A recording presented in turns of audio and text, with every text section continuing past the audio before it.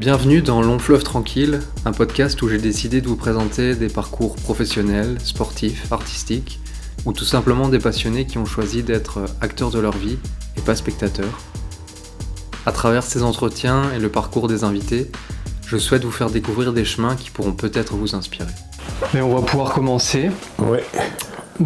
Michel, pour commencer, je vais te demander de te présenter si tu veux bien. Oui. Donc je suis Michel Marion. C'est vrai que je suis né à Arlon et puis j'ai émigré ici en Gaume pour commencer une carrière de médecin de famille, de médecin généraliste. Et puis dans le décours de ma vie, j'ai eu quand même des enfants, une femme, et j'ai eu le plaisir de travailler avec elle pendant une quinzaine d'années.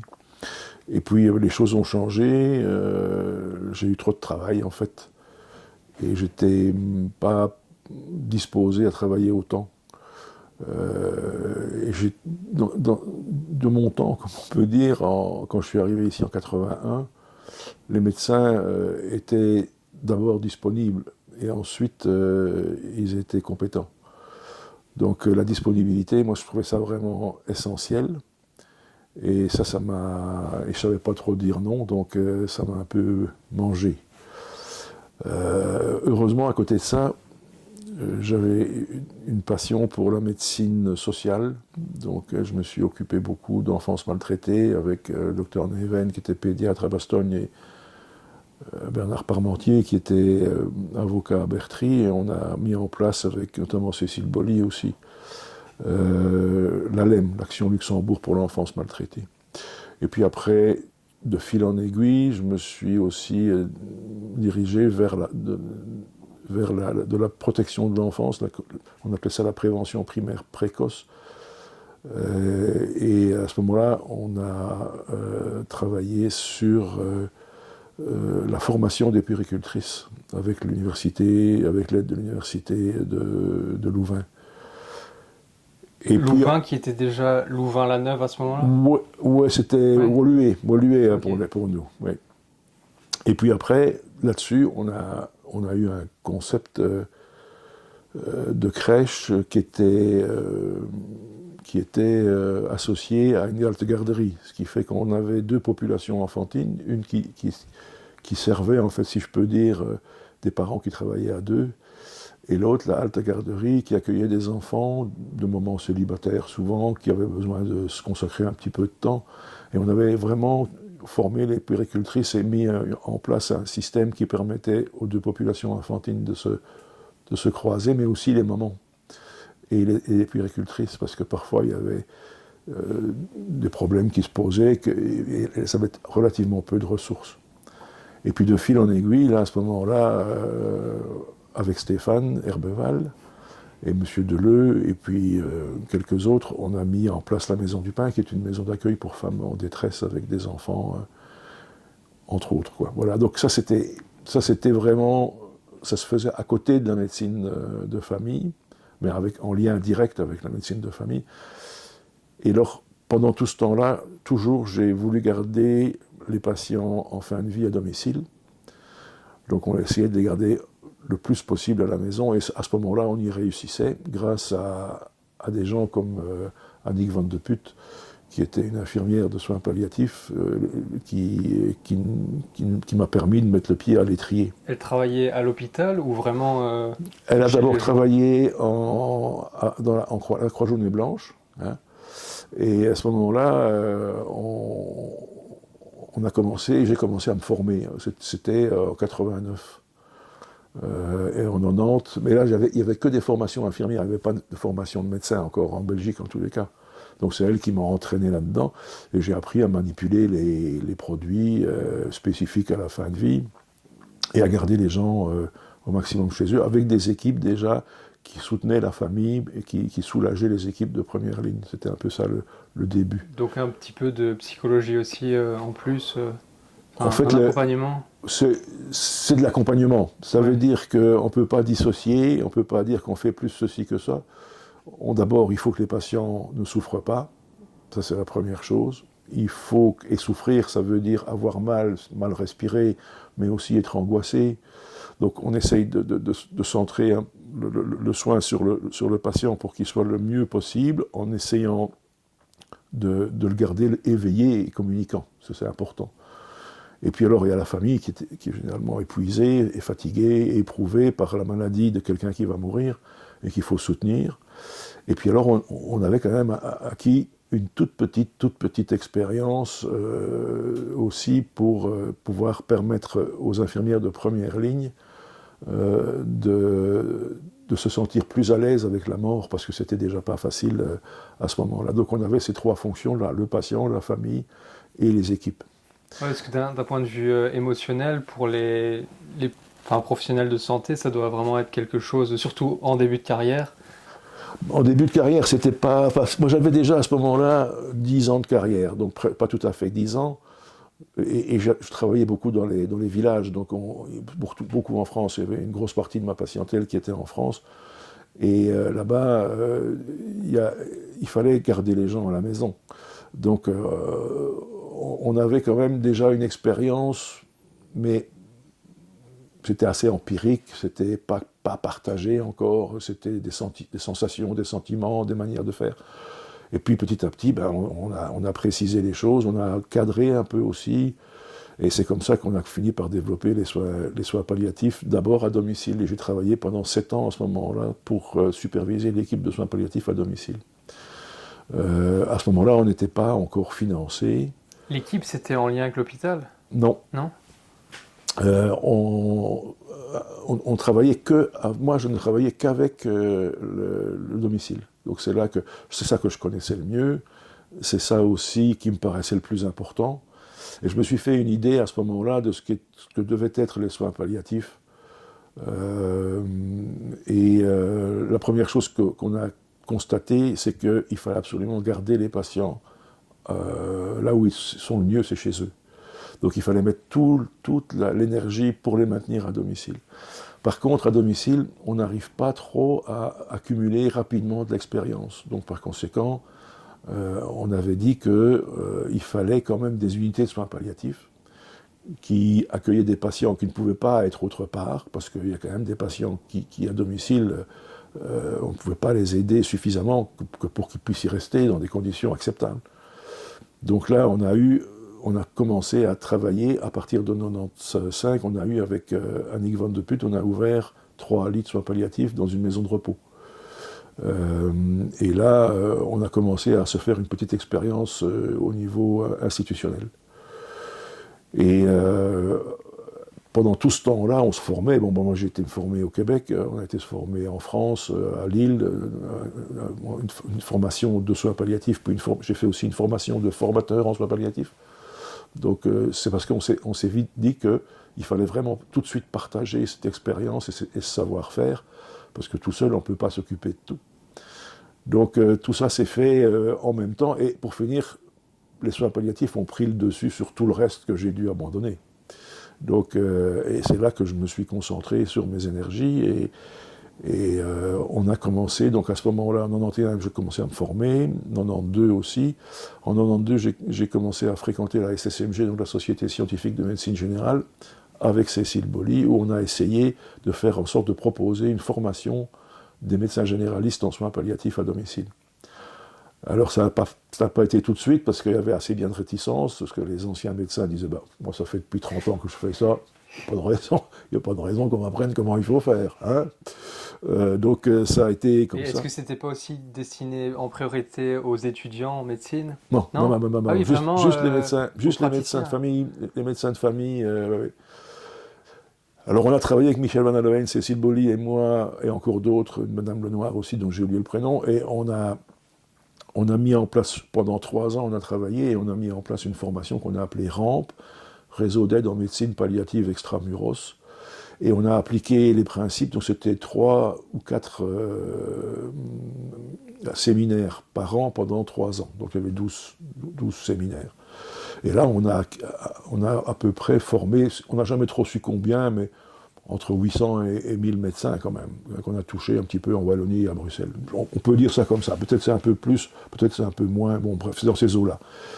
Et en fait, ce qu'on voulait, c'était créer un réseau surtout, pour que ces gens qui n'avaient pas envie de faire que des soins palliatifs, parce qu'ils n'avaient pas envie de ça, hein, ils voulaient s'occuper de leurs patients, mais pas nécessairement de ceux des autres, puissent toujours avoir accès aux renseignements et à un interlocuteur qui connaissait Qui les était un soins peu plus palliatifs. spécialisé. Ouais, ouais.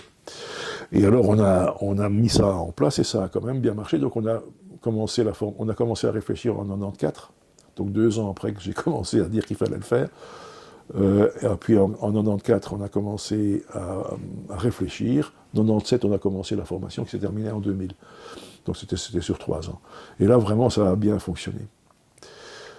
Alors, dans tout ça, évidemment, il y avait la formation des médecins, bien sûr, mais il fallait aussi que ça rentre dans un programme politique. Donc là, moi j'avais quand même bien réfléchi à tout ça, j'avais déjà partagé avec d'autres, hein, c'était pas moi tout seul, mais on avait dit que ce que je viens de dire déjà juste maintenant, c'est le patient doit rester à la maison, mais il faut, et on avait parlé de ça grâce au baron Copé, qui était un mécène qui m'a permis de travailler, qui m'a financé pendant tout un temps pour toute cette part de mon activité. On a rencontré José Baptiste Gomez, qui était en fait directeur de l'hôpital oncologique de Barcelone, oui, et qui était aussi référent soins palliatifs pour l'OMS. Et on avait, nous, pensé justement à cette pyramide, et lui avait exactement la même idée. Donc, il parlait français Oui, parfaitement bien. Et il adorait les sangliers. Donc, oui, non, c'était un type tout à fait particulier, spécial, vraiment. Moi, j'étais à Barcelone pour le voir, et c'était vraiment quelqu'un d'intéressant. Et puis, il est venu beaucoup en Belgique.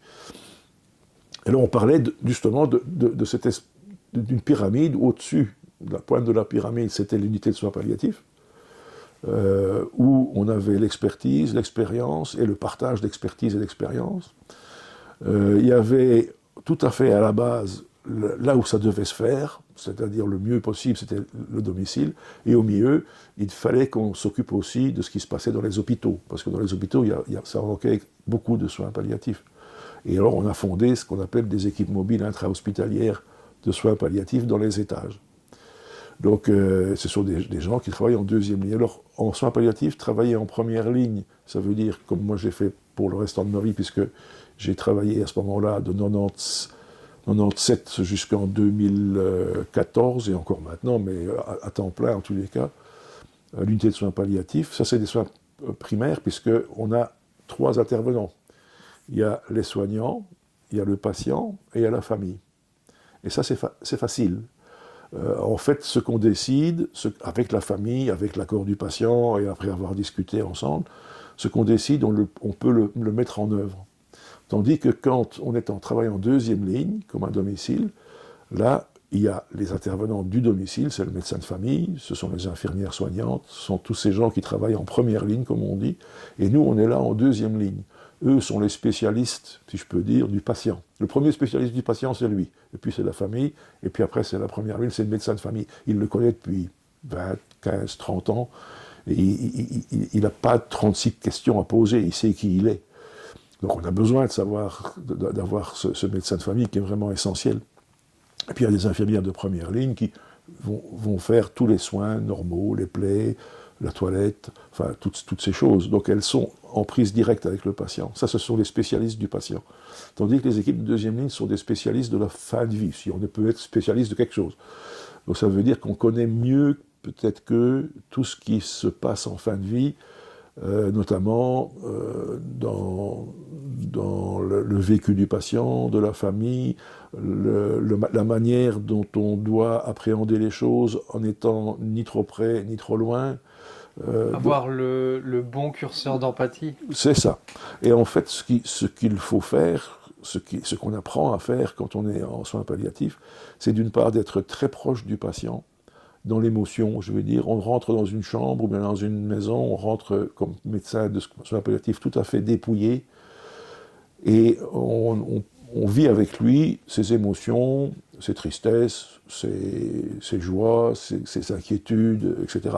Et ça, c'est une rencontre d'homme à homme, c'est de la fraternité, je veux dire, pure et simple. Mais avec ça, on ne va pas loin. Parce que derrière ça, il faut de la compétence. Donc, il faut aller d'un à l'autre. Il ne faut pas avoir peur de rentrer avec le patient dans une relation fraternelle, je veux dire ça comme ça, hein, humaine. Il ne faut pas avoir peur de le faire en restant toujours sur son quant à soi. On ne va jamais rentrer dans sa tête et dans son cœur avec un ouvre-boîte. Hein. Donc il y a toujours cette espèce de respect, mais ça c'est qu'on doit avoir avec n'importe qui. Donc ça reste. Et puis, une fois qu'on est sorti de la maison, qu'on rentre dans le couloir en sortant de la chambre, ben là, il faut quand même bien se poser des questions. Qu'est-ce qui s'est passé? Qu'est-ce qu'il m'a dit? Est-ce qu'il a vraiment bien compris? Est-ce que il a telle douleur? Est-ce que je vais pouvoir donner tel ou tel médicament? Donc là, on redevient des techniciens. Et on ne peut pas être à la fois technicien et fraternel. En même temps, Ça ne va pas. Donc il faut aller d'un à l'autre tout le temps. C'est ce va-et-vient qui est important, qui est intéressant. D'une part, pour pouvoir vraiment vivre avec lui des moments qui sont importants pour lui et qui deviennent importants pour nous, mais aussi pouvoir avoir le recul nécessaire pour, en équipe, parler et dire qu'est-ce que tu as vu, qu'est-ce qu'on a vu, quels sont les problèmes, moi je ne le voyais pas comme ça, etc. Et alors là derrière, on essaye de construire sur le projet de vie du patient, on essaye de mettre un plan de soins. Et c'est ça qui est important de faire ensemble. Et alors après, on peut retourner chez le patient avec quelque chose qui lui convient, qui colle à sa personnalité et à sa situation, qui est expliqué à la famille s'il le souhaite. Et c'est comme ça qu'on arrive à avancer en fait avec le patient qui marche devant et nous on trotte derrière pour essayer de faire en sorte que ce qu'il veut, dans les limites du raisonnable, s'accomplisse. C'est ça, c'est vraiment ça. Je pense connaître la réponse, mais c'est une question que j'aime bien poser. Est-ce que tu considères que ta vie est un long fleuve tranquille ou pas? Ah non, non, ça n'a pas été un long fleuve tranquille, non. Mais je l'ai bien vécu. Mais ça a été, non, il y a eu, non, parce que en fait, à partir du moment où j'ai jamais été dans aucune routine, donc ça veut dire que dans ma vie, et pas seulement dans ma vie professionnelle, j'en ai toujours inventé des autres, si je peux dire. Donc, alors il y en a qui ont été, il y en a qui n'ont pas été. Donc ça veut dire que je suis toujours en fait dans une dynamique dont il faut quand même plus ou moins maîtriser l'équilibre ou le déséquilibre. Donc j'ai toujours à la limite des deux. Et encore maintenant, je suis, quand je m'embarque dans un projet, je vais y aller à fond, ça veut dire que je vais m'y impliquer, et quand ça va, ben, on est content, quand ça va pas, ben, on est moins content, donc, mais il faut vivre avec ça. Et je pense que c'est important parce qu'on n'a jamais raison tout seul. Donc je pense que ce mécontentement, parfois, il vient du fait que... L'échange, le débat oui, avec les autres, et c'est aussi ça. les points de vue différents, Tout à fait. c'est ça qui est Ah oui. intéressant. On a, allez, les idées, ça, il y en a toujours tout plein. Les mettre en application, ça ne peut pas se faire tout seul. Maintenant, il faut être d'un côté, encore une fois, ce sont tous les paradoxes d'une vie. Il faut être sûr de soi et douter toujours. Il faut rentrer dans le vif du sujet tout en respectant les gens. On ne peut jamais faire violence à personne. Donc, on n'avance pas tout seul. Ouais, ça me fait vraiment penser à l'image de la ligne de crête, où tu peux facilement basculer d'un côté ou de l'autre. Exactement. Mais C'est oui, vraiment un équilibre à avoir. tout à fait. Tout à fait. Je pense que c'est ça. Alors parfois, moi, j'aurais jamais pu faire un projet tout seul, parce que dans ma tête, c'est un foutoir parfois. Donc je manque de manière, j'ai pas cette T'as rigueur. pas la clarté Non, d'esprit ou... si, les idées claires, je les Ouais. ai. Mais pour les mettre en œuvre, il me faut quelqu'un, ou deux, trois, ou bien avec un ou l'autre comme moi aussi. Hein, donc, c'est clair que j'ai du mal. Donc, moi, je dis, dans ma tête, j'analyse une situation. Allez, on va repartir des soins palliatifs, par exemple. J'analyse une situation, je me dis comment on va faire pour que ça marche. Et puis, là, je suis un peu dans une espèce d'idéal, et je le partage avec des gens en qui j'ai confiance. Stéphane Herbeval, Michel Van Allehegne, il y a des tas de gens avec qui, tous ces gens avec qui j'ai travaillé tout le temps, qui sont, eux, des gens qui sont plus pragmatiques que moi. Avec ces gens-là, dans l'échange qu'on peut avoir ensemble, alors à ce moment-là, on arrive à construire de quelque chose qui a des bonnes bases. Pas partir comme ça dans... Et ça, j'ai dû apprendre. Puis maintenant aussi, je suis un peu plus calme dans mes manières de voir les choses. Je suis peut-être un peu moins pressé aussi. Donc voilà. Donc, tu as appris à créer des émulations positives, essayer de... J'ai appris à être en résonance avec des gens qui ont ce qui me manque. Et en plus, généralement, on est tellement complémentaires que pour finir, on s'aime bien. Donc, on s'apprécie, on est respectueux l'un de l'autre, etc. Donc, je pense que c'est ça. On ne peut pas faire quelque chose tout seul, c'est pas possible.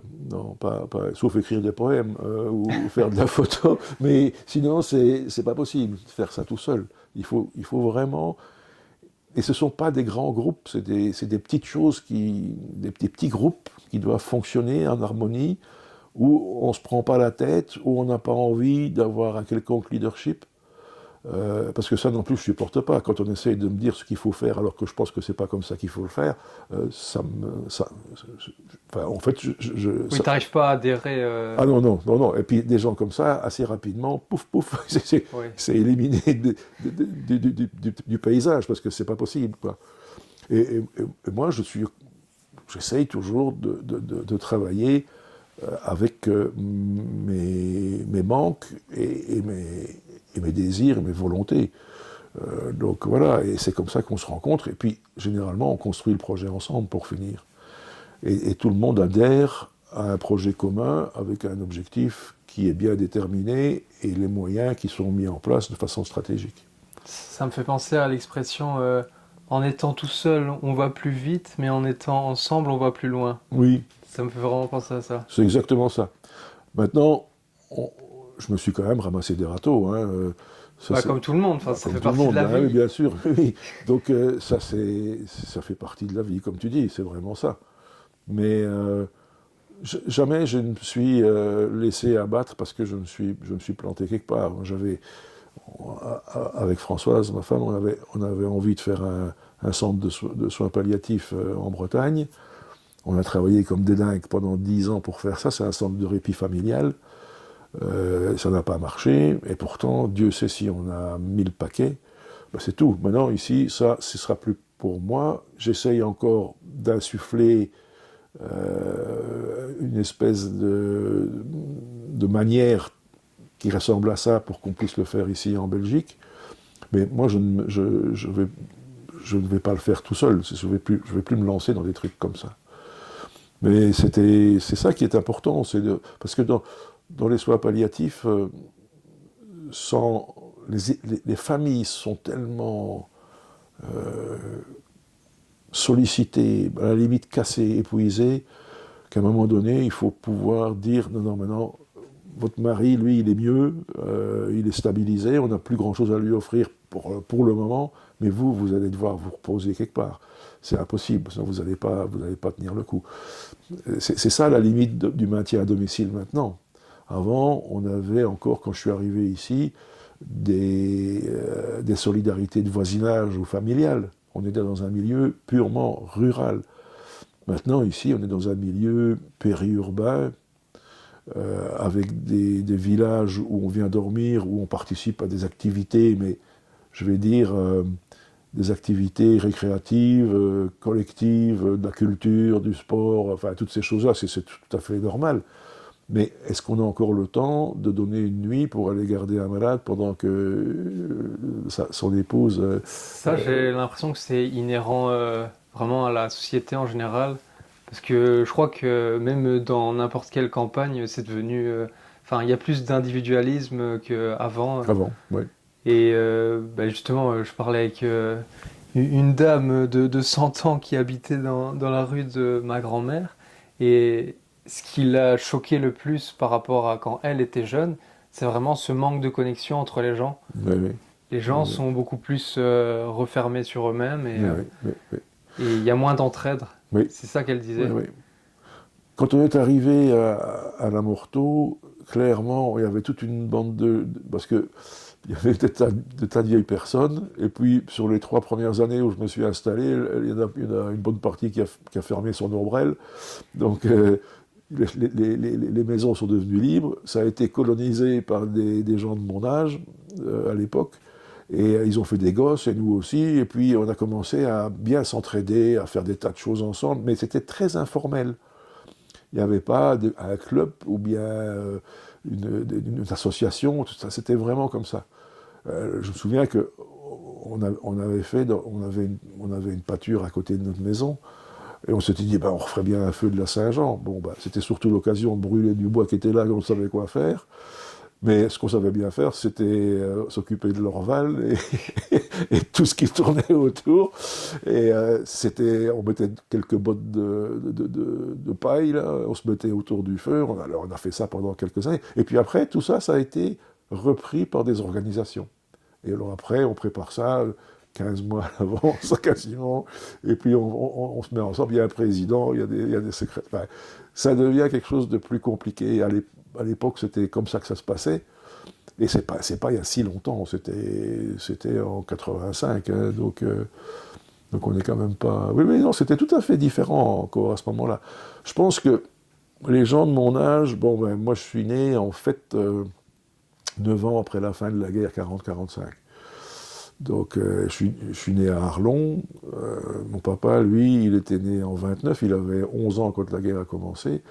Mais ils ont été bombardés parce que la gare était tout près. Enfin, il avait vécu toutes ces choses-là. On l'avait mis à l'abri dans un petit patelin où on avait un cousin qui était à la fois fermier et meunier. Donc il était là-bas, à Luxroth et au moulin. Donc, et moi, il m'a raconté tout ça. Et il m'a expliqué aussi comment il se mettait en dessous de l'escalier que je connaissais bien. C'était l'escalier de mes grands-parents quand ils entendaient tomber les bombes. Là. Et puis on a travaillé. Il y avait une petite mare derrière, parce que derrière chez nous, il y avait un pré.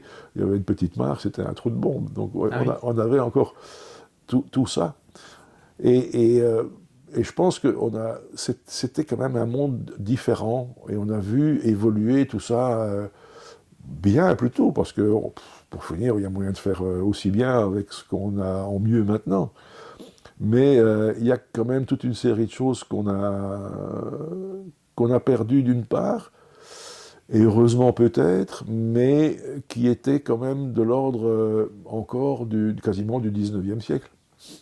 Moi, j'ai fait l'Athénée à Arlon, et j'allais beaucoup parce que j'avais un ami qui habitait à Rachecourt, et là j'ai connu tout le monde. Et il y avait le Marcel Collas, je me souviens bien, c'était le mari de la Louise, des gens merveilleux. Ils avaient un jardin, mais c'était des jardins qui suivaient les lignes d'altitude, là. Ouais, donc voilà, tous ces Les trucs-là. lignes de niveau. Les lignes de niveau. Et moi j'ai encore charrué, parce que avec Cora, qui était un cheval, donc là, Un cheval de trait. un cheval de trait. Donc lui, c'était normalement le cultivateur qui le faisait, mais il m'avait passé les manches pendant... Et quand je dis j'ai charrué, j'ai peut-être fait 2 sillons, hein, j'étais bien content de les avoir faits.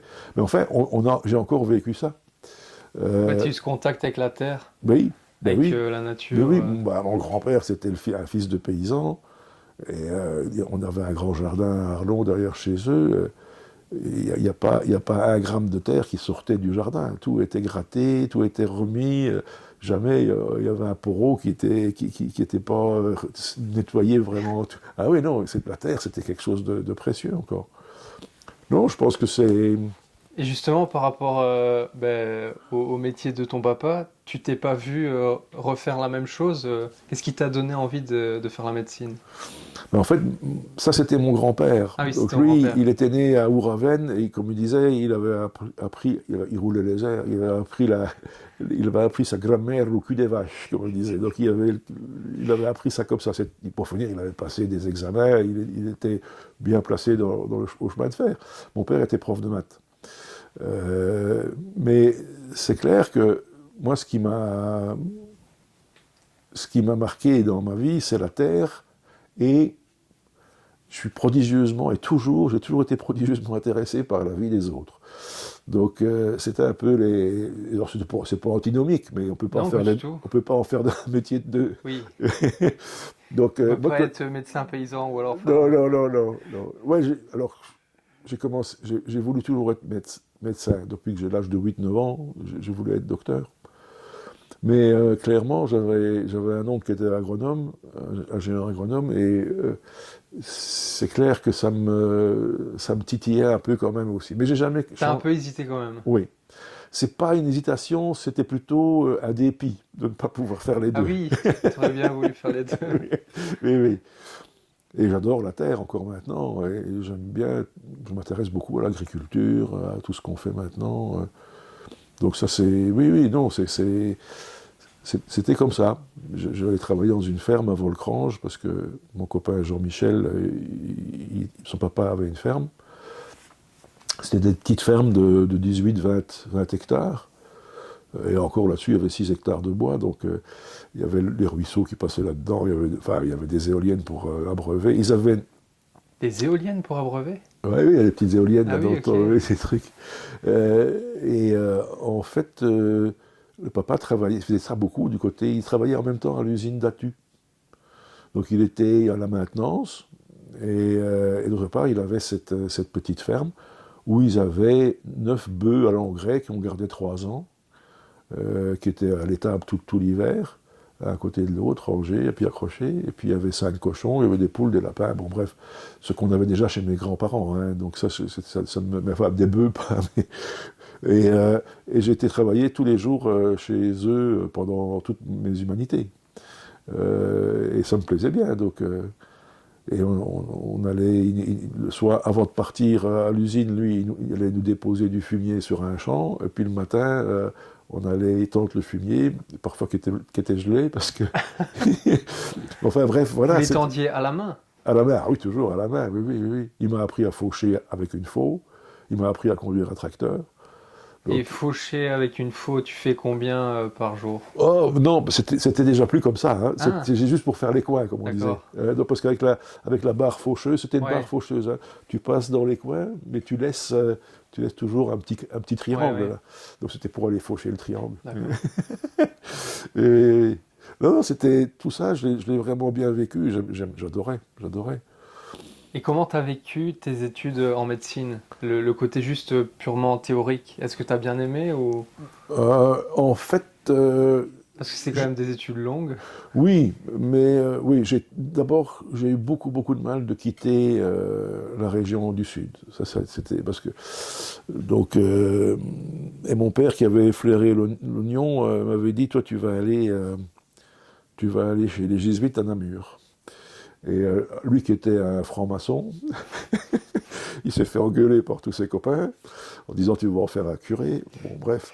Mais au moins là, et il m'a inscrit au home. Donc ça veut dire que si on voulait sortir le soir, il fallait demander, et encore, c'était pas toujours accepté. À 9h, tout était fermé. Donc il savait très bien. C'était l'internat. Oui, c'était un internat. Et là, j'ai eu un peu de mal quand même à sortir de mes candis. C'était pas facile, disons, pour moi. À partir du moment où j'ai été en doctorat, là, ça a été tout seul, parce que là, j'ai commencé à rencontrer les gens, à palper des ventres. Oui, faire plus de pratique. Beaucoup plus de pratique, et puis les maladies. En candidature, la première candidature, c'est de l'électricité, c'est de la physique, c'est des maths, c'est des stats, c'est de la chimie organique, toute la physique quantique, tout le bazar. Donc c'était ça la première candie. Et puis alors après, en deuxième, on commençait quand même à apprendre l'anatomie, la physiologie, etc. Puis après, c'était toute la pathologie. Donc la première Candie, ça n'a pas été simple. Mais alors après, oui, ça a mieux été. Et franchement, là, c'était... Et quand j'étais en doctorat, c'était vraiment agréable. Mais quand je me suis marié en fin de troisième Candie. C'est jeune quand même. Ben oui, parce que Marie-Claire, la maman de mes enfants, elle avait 1 an de plus que moi et elle avait fait les romanes. D'accord. Donc elle est sortie et moi je sortais de Candie. Elle avait déjà un travail. Elle enseignait dans une école le latin et le français. Après 1 an de mariage, on se dit on va pas attendre que je sorte pour faire le premier bébé quand même. Bon. Et alors on s'est mariés en fin de troisième Candie. 2 ans après, on avait notre fils aîné, et puis juste 1 an après notre fille, et puis après ça a continué pour les autres. Donc quand je suis arrivé ici à la Morteau pour m'installer, on attendait le troisième déjà. Ce qui fait que pour le moment, je suis un jeune grand-père. Ouais, c'est pas plus mal. Non, bah, profiter. Là, ça, je ne regrette certainement pas. Oui, non, ça, certainement pas. Non, ça, c'était vraiment, oui. Oui, non, ça, c'était vraiment, oui. Bon, on a toujours vécu, oui, intensément. Tout ce qu'on a fait, oui. Je pense que c'était... Parce que le boulot, quand même, de médecin de famille, ça m'a comblé, mais ça m'a mangé aussi. Ouais, ça t'aspire un peu ton énergie quand même. C'est-à-dire que pourquoi allez, ce qui est intéressant pour finir, c'est les gens. Et après, est-ce que justement, à un moment donné, tu finis pas par t'oublier toi-même tellement t'es pris? Si, tout à fait. Voilà. Les gens, ils existent, tu les connais, mais toi, tu ne te connais plus. Ouais. Tu n'étais plus le même parce que tu es toujours en route. Moi, je commençais le matin à 7 heures à faire des prises de sang. J'allais faire les prises de sang dans les villages autour parce que tout le monde ne se déplaçait pas. Et puis, à 9 heures, je venais pour commencer mes consultations qui finissaient à 11h30, midi et demi, 1h. Puis après, je mangeais un petit bout, mais rapidos. Puis j'allais faire 14-15 domiciles. Je rentrais vers 5h30, 6h pour des consultations qui duraient jusqu'à 9h30, puis je repartais faire 12 domiciles. Donc mais j'étais pas le seul à faire comme ça. Hein. Oui, c'était la norme. Bah oui, on était, en hiver, on était à 40, 45 patients, 46 patients par jour. En été, c'était un peu plus calme. On partait pas beaucoup en vacances. Donc, non, c'était vraiment... Moi, j'ai encore des carnets, je ne sais pas où je les ai mis, mais ils sont à quelque part. Des petits carnets Welcome où j'avais 44 domiciles à faire. Je débarquais tous l'un après l'autre. C'est vrai qu'à l'heure actuelle, la charge de travail, elle a quand même... elle n'est plus la même. Mais ici, maintenant, je pense qu'ils sont beaucoup plus raisonnables. D'abord, nous, on était bouleversés tous les jours par des urgences, entre guillemets urgences, parce que... mais qu'il fallait voir le jour même, quoi, parce que sinon ça n'aurait pas été. Donc, on n'arrivait jamais à avoir une journée tranquille sur rendez-vous comme on peut faire maintenant. Donc on avait énormément de soins non programmés. Je rentrais dans un quartier à Dampicourt, je passais pour deux visites, et puis tout le monde m'appelait de porte en porte, et puis j'en avais 7. Hein, c'est ça, quoi. Le bruit court, le médecin est là. Exactement, c'était un quartier en carré, donc ils savaient tous si j'étais chez un ou chez l'autre. Par contre, là, j'ai rencontré des gens, mais alors, merveilleux, quoi, merveilleux. Ah là là là là. Ça, c'est du bonheur de rencontrer des gens comme ça. On était vraiment très proches, parce que c'est ça, la médecine de famille. Un médecin de famille, il peut se permettre de donner un conseil, parce qu'il fait partie du système familial. Et ça, c'est vraiment phénoménal, c'est vraiment sans rentrer jamais, toujours en respectant l'autonomie des gens, etc. Ça, c'est hyper important, il ne faut jamais pénétrer dans leur intimité au-delà de ce qui est raisonnable. Mais ça, c'est des appréciations qu'on met avec eux, la limite, à chaque fois. Et il y avait des endroits où je voulais, même s'ils étaient d'accord de le faire, que je ne voulais jamais aller, dans leur tête et dans leur cœur. Hein, c'est des choses quand même qu'ils n'avaient pas. Donc ça, c'était quand même... c'est ça le but quand même, c'était de rencontrer des gens et de connaître leur vie, ou une partie de leur vie, et de les aider dans ce qu'ils vivaient. avec la maladie, ou bien des conseils, etc. Oui, parce qu'on a des conseils. Maintenant, ici, à l'hôpital, j'ai 6 patients. Ça veut dire que j'ai le temps de m'asseoir à côté du lit, de dire comment ça va, et puis on discute, et puis on met les choses en place tout doucement, et puis la première rencontre, c'est peut-être 10 minutes à quart d'heure, puis après on voit ce qui se passe. C'est les infirmières qui leur donnent énormément de confiance. Quand un patient est accueilli à l'hôpital, dans une chambre, j'y vais peut-être 2 fois, 3 fois, 10 minutes sur la journée. C'est les infirmières qui établissent la confiance. Quand tu dis elles apportent beaucoup de confiance, c'est par rapport au temps qu'elles passent? Par rapport à la douceur, par rapport à la lenteur, par rapport à un rapport au temps qui est tout à fait différent, puisque elles sont beaucoup plus par lit. Donc on a 1,5 infirmières par lit. Hein. Donc pour 6 lits, on a 9 infirmières, même un peu plus même. Donc elles ont vraiment le temps. Et dans le soin palliatif, l'important, c'est d'avoir le temps. C'est le temps. Le temps est précieux. Et il est précieux pour nous, mais il est précieux pour les gens aussi. Donc on prend vraiment du temps. Et on doit... L'ennui, notre but, c'est qu'on doit apprendre à les connaître très vite, puisque les durées de séjour sont quand même limitées.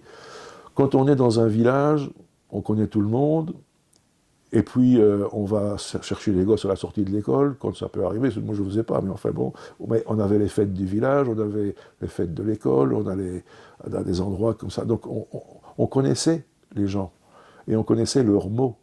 Quand on disait un mot, on savait qu'il était bien compris. Là, ici, non, il faut s'assurer que le vocabulaire qu'on utilise est bien celui que le patient comprend comme nous. Ça prend un peu de temps. Donc il faut vraiment, si on dit sédation, si on dit angoisse, si on dit déni, il faut voir ce qu'il y a derrière pour les patients à chaque fois. Donc un médecin de famille, un médecin de village, il n'a pas besoin de ces précisions-là, un petit peu, mais pas autant que là. Là, on découvre quelqu'un tout d'un coup, et il faut utiliser les mots justes parce que ce que je dis, ce qu'il me dit, doit être compris pour ce que ça est. Il y a un concept là derrière, et c'est pas toujours la même chose. Donc il faut vraiment affiner ça. Et puis après, on peut commencer à parler. Donc moi je parle avec les gens, je rentre, allez, on commence à bien parler avec les gens, sauf urgence parfois, parce que ça va parfois trop vite. Mais après 3-4 jours, là, ils ont atterri, et là on peut prendre du temps et faire vraiment un travail de soignant, d'accompagnement, de médecin. Voilà, c'est ça qui est intéressant, et c'est ça que j'avais perdu à domicile.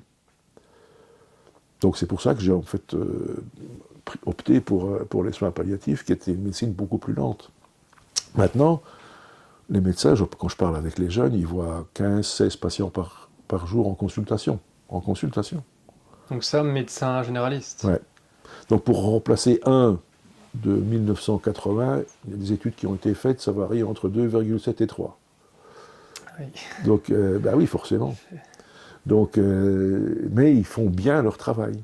Je pense qu'ils font très bien leur travail, mieux que nous. Nous, on était encore assez empiriques. Et puis, voilà. On a beau faire, prendre le temps, ça remplace pas les compétences ou n'importe quoi. Non. C'est quelque chose qu'on peut pas... Il faut que le temps soit utile aussi. Mais le temps est important. Par contre, il ne faut jamais vouloir aller plus vite que le patient ne peut aller. Donc c'est lui qui impose le rythme. S'il n'a pas... Il faut se caler sur son rythme, en fait.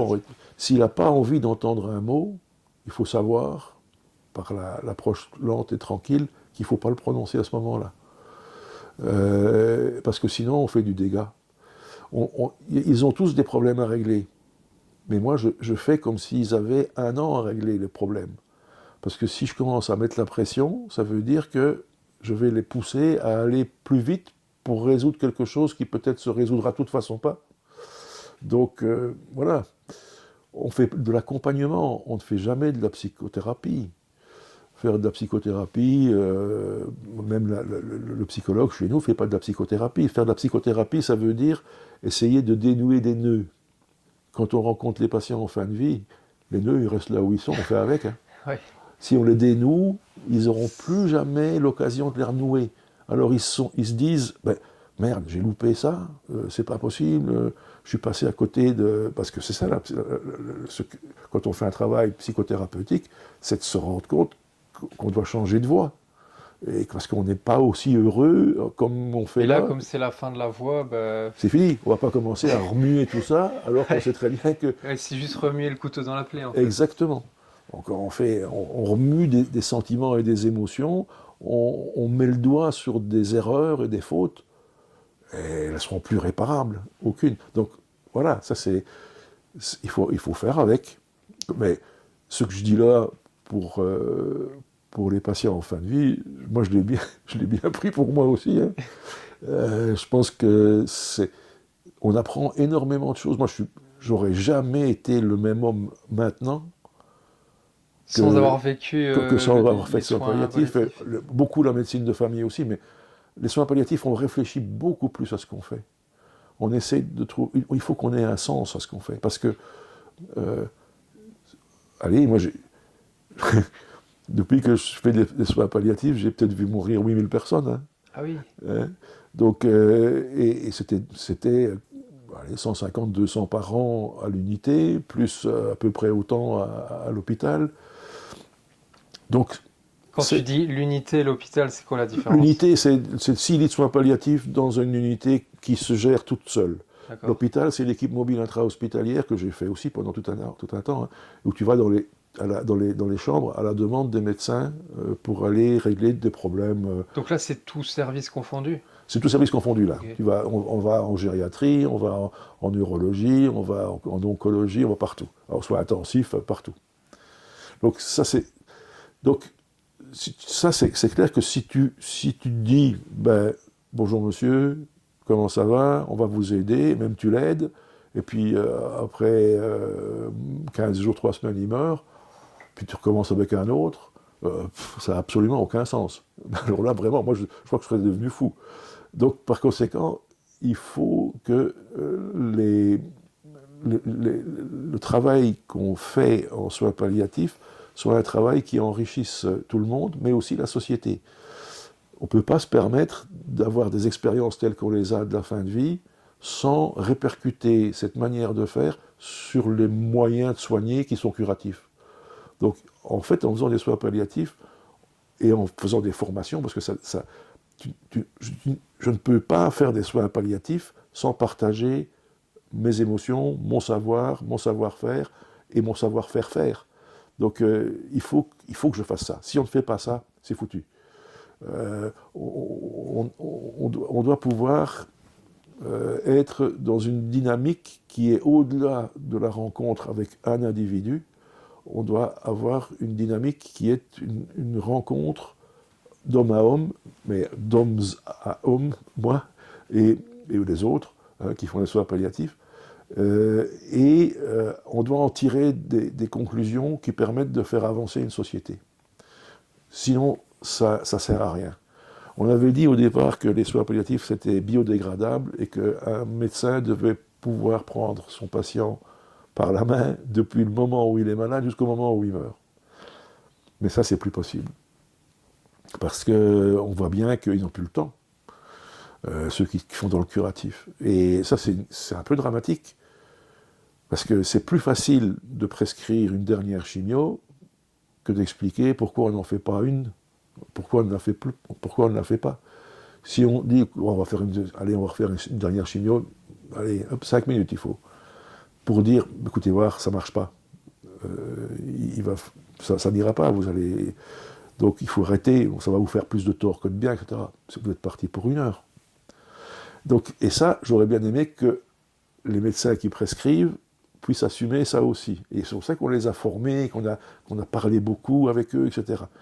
Mais non, maintenant, ce qui ne devait pas surtout être une spécialité en est devenu une. Les soins palliatifs sont devenus une spécialité. Pourquoi ça ne doit pas devenir une spécialité selon toi? Mais parce que justement, je pense que ça fait partie... Ça doit vraiment être connecté à tous les services? Ça doit être... Le médecin, il doit soigner pas seulement un foie ou une hanche cassée. Oui, d'accord, ok, je comprends. C'est vraiment, ça doit faire partie de la formation de tous les médecins. Oui. Et c'est chaque médecin qui doit être capable de gérer. C'est ça. Avec l'aide d'autres, hein, Ouais, parce ouais. que, oui. Mais c'est pas ça qui se passe. Et alors maintenant, on est complètement débordé. Parce En qu'on fait, a là, des... les médecins, enfin, des services qui sont pas soins palliatifs, ils se reposent sur les soins palliatifs et ils Oui, disent oui, c'est ça. allez là et Ouais, moi je ouais. sais rien faire. Michel. Ouais. Michel, il n'est pas bien, ça va pas. Et voilà, c'est ça. C'était ça. Donc, puis maintenant, c'est Mais Elisabeth. est-ce que c'est pas inhérent à tous les services le manque de connexion entre tout le Ah monde? ben si, tout le monde travaille en silo. Ouais. Ben, bien sûr. Mais il faut changer l'hôpital. Il faut aussi changer euh, l'interface entre l'hôpital et le domicile. Il y a plus de connexion. Dans le temps, ici, sur la province de Luxembourg, on avait 8 hôpitaux qui faisaient 200 lits. Ah, en moyenne, on va dire ça comme ça. Mais tous les médecins de famille, tous les médecins généralistes, ils connaissaient tous les chirurgiens, ils allaient boire des coups ensemble, ils faisaient des trucs. Enfin bon, c'était une communauté. Et au téléphone, tout, c'était directement le médecin qu'on avait, sauf quand il était en train d'opérer, etc. Mais enfin, ils se connaissaient. On a supprimé et fort heureusement, on ne peut plus garder des petits hôpitaux comme ça, tic-toc partout, c'est pas possible. Mais là, maintenant, on va se retrouver avec un gros hôpital à Oudemont, et puis un autre à Marche, qui sera un gros hôpital aussi. Euh, mais quand je vois que j'étais directeur médical pendant 7 ans, quand je vois le turnover des médecins, ben, jamais plus ils vont pouvoir se brancher sur une société médicale à l'extérieur de l'hôpital. Et t'expliques comment ce turnover, il est dû à quoi? C'est comme ça. Ils viennent, ils sont contents, puis après ils sont plus contents, ils s'en vont. Ou bien ils veulent avoir une autre expérience, ou bien ils veulent plus rester dans le coin ici, ou bien il y a toute une série de... C'est leur vie. Et leur vie, c'est plus de rester à un endroit pour faire de la médecine avec d'autres. C'est, je soigne le foie d'une population, et puis c'est tout. Et ça va. Je caricature, ce ne sont pas tous comme ça. Mais enfin, quand même, c'est Si quand ça même... passe aux côtes, c'est pas bon. Oui, oui. Ah bah oui, ça c'est infernal. Donc ça c'est évident. Et alors après, nous, quand on prépare un retour à domicile en gériatrie, en locomoteur, en soins palliatifs, il y a quelques services comme ça où vraiment, en dialyse, ils sont très proches de leurs gens aussi. Mais quand on prépare un retour à domicile, ben, on fait en sorte que le projet de vie du patient puisse continuer avec un projet de soins à domicile, le même celui qu'on a mis ensemble en place avec les infirmières de l'intérieur. On fait une réunion avec le patient, sa famille, tous les intervenants externes et tous les intervenants internes. Ça dure 1 heure et demie, 1 heure et demie. Et puis le patient, on identifie les risques qu'il court en étant plus à domicile plutôt qu'à la clinique, parce qu'ils ont toujours très peur de rentrer, mais ils ont envie parce que c'est quand même bien comme ça qu'ils se sentent le mieux. On identifie les risques, on minimise les risques, on accepte les risques. Et alors, ils retournent à la maison, et le médecin de famille, lui, il est contacté, ou bien en tous les cas, il peut venir, parfois il vient, mais au moins il est contactable par téléphone, et de toute façon, après, on lui explique quel est le projet de vie du patient qu'il connaît bien, et quel est le plan de soins qu'on a mis en place, est-ce qu'il est d'accord avec ça, etc. Ben, bref, on discute un peu. Mais maintenant, il commence à travailler à 8h, à 18h, c'est le répondeur. À partir de 18h jusqu'à 8h le lendemain, le patient est dans la nature.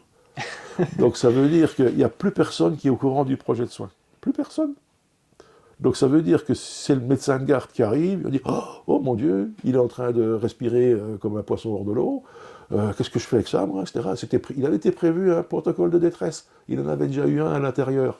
On le fait dormir pendant 4 heures, ça l'apaise, il se réveille, il est tranquille. Bon, avec tous les risques que ça peut comporter aussi.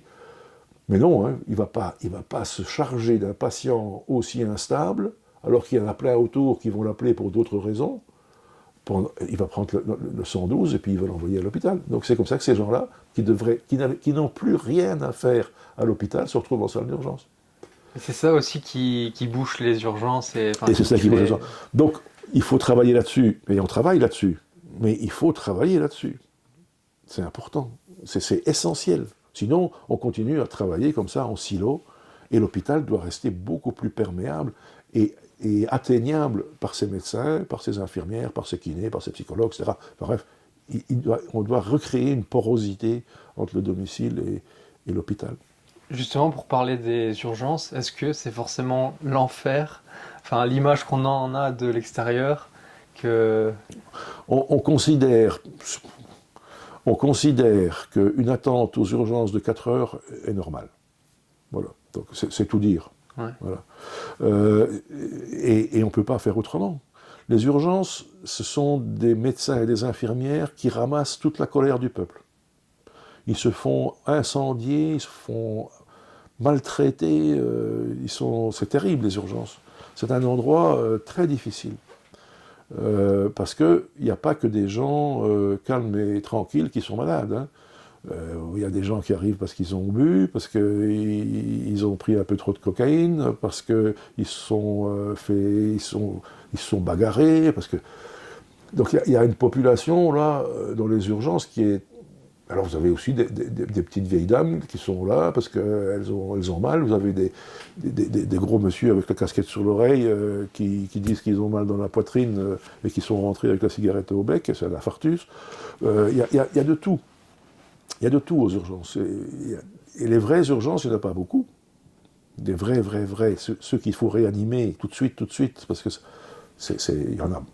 Finalement, les urgences, c'est devenu un peu le pansement de la médecine qui n'arrive plus à suivre, soit dans les campagnes ou n'importe où. Exactement ça. On a maintenant ici, quand je dis que les médecins travaillent ils travaillent 18 heures non pas 18 heures, ils voient 18 patients, 16, 17, 18 patients par jour. Ils ne prennent plus de patients avec des petites urgences parce qu'il faut les faire vraiment recoudre, etc. Ils n'ont plus le temps de faire ça. Donc tous ces gens-là se retrouvent aux urgences ou au 1733, qui termine en fait maintenant, le 1733, donc c'est la garde de nuit de médecine générale et de week-end, il termine les journées que les médecins généralistes n'ont pas eu le temps de faire. Donc ça c'est pas normal. Donc ils ont fermé leur cabinet à 18h, c'est fini, le dernier patient sort, ils s'en vont chez eux, puis ils s'occupent de leurs gosses, ils vont promener, ils vont faire du sport, ils ont bien raison. C'est comme ça qu'il faut qu'ils fassent, parce que moi j'ai pas fait, puis ça, c'était pas bien. Mais après, les patients, ils vont où? Alors ils vont aux urgences ou ils vont au 1733, et c'est les médecins du 1733, des préposés aux urgences de médecine générale, qui doivent achever les journées des médecins généralistes qui ont vu 16 patients, alors qu'ils auraient dû en prendre 24. Quelque part, il faudrait un service un peu annexe entre les deux. Ça s'appelle des centres de soins non programmés, Ouais. Ça existe en France, mais c'est pas la panacée. Ce qu'il faut, c'est qu'il y ait plus de médecins. Ça, c'est essentiel. On a bridé l'installation des jeunes médecins. Il faut lâcher la bride. Comment tu vois l'arrivée de l'intelligence artificielle dans la médecine? Elle y est déjà depuis un petit bout de temps au niveau de l'imagerie médicale.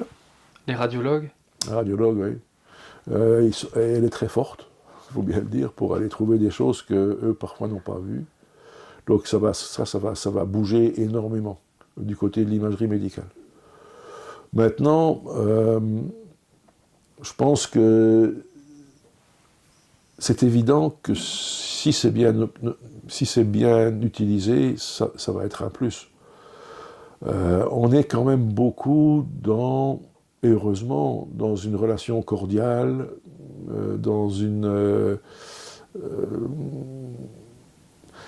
et moins dans une rigueur que l'intelligence artificielle peut nous donner, ou nous rappeler en tous les cas.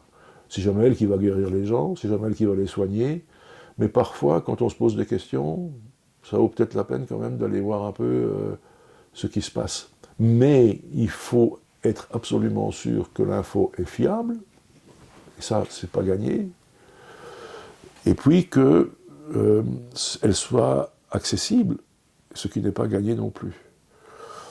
Donc maintenant, je pense qu'il va y avoir beaucoup de choses. En recherche, ça va être, on va avancer. Finalement, en outil d'aide à la décision, ça peut vraiment être un vrai plus. Oui. Sauf quand il s'agit d'éthique. Donc l'aide à la décision médicale, oui. L'aide à la décision éthique, non. Oui, vraiment un aspect très technique et... Diagnostic différentiel. C'est ça, ouais. C'est telle maladie ou c'est telle autre qui est très proche. On ne les soigne pas de la même manière. Voilà, bon.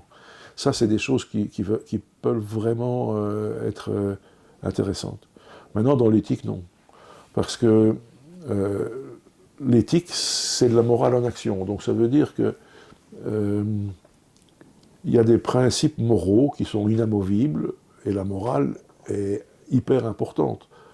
Tu tueras pas, tu ne mentiras pas, tu veux pas faire du mal aux gens, tu veux être bienveillant avec les gens, tu veux qu'ils gardent leur autonomie. C'est toutes des valeurs morales importantes. Tout ce qui est en lien avec l'empathie. Avec l'empathie, tout ça, c'est vraiment clairement, c'est de la morale.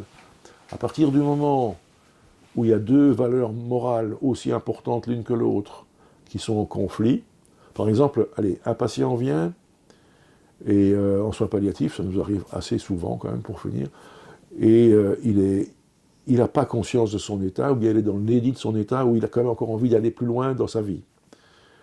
Et il dit, écoutez, moi je veux encore qu'on me réanime, ou bien je veux encore qu'on me fasse une chimio. Et nous, on sait très bien que si on lui fait cette chimio, ça va lui faire du tort.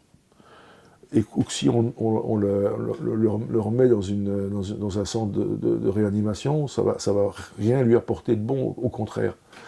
Donc là, il y a deux principes éthiques qui sont, deux principes moraux qui sont en conflit. C'est le respect de l'autonomie, hein, et de l'autre, c'est je dois faire du bien à mes patients, je ne peux pas leur faire du mal. Ce sont deux principes qui sont aussi forts un que l'autre. Et ils sont complètement en conflit au chevet du patient. Donc ça veut dire qu'à ce moment-là, il faut qu'il y ait une décision éthique. Et la décision éthique, elle est... J'ai un chat dans la gorge. Allez, vas-y. Voilà, je ne peux rien pour toi.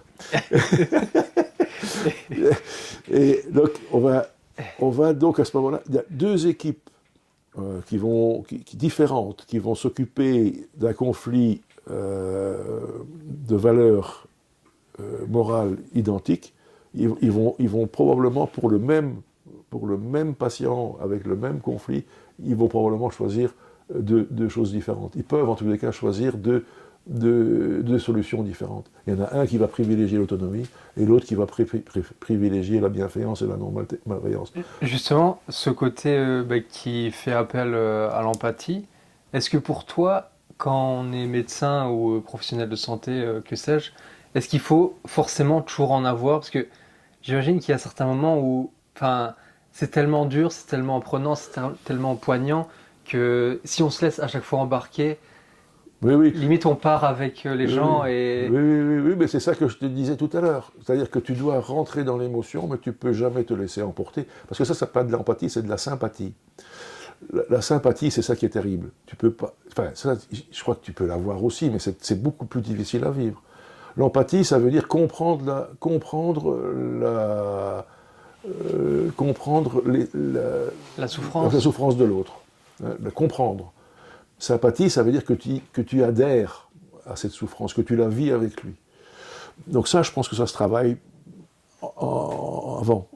beaucoup avant. Il faut travailler ça beaucoup avant, et on se confronte tout doucement. Alors les deux problèmes, c'est le cynisme. Ça veut dire que tu peux répondre à ça par le cynisme. Tu te protèges en faisant des blagues, tu vois, un peu bizarres, etc.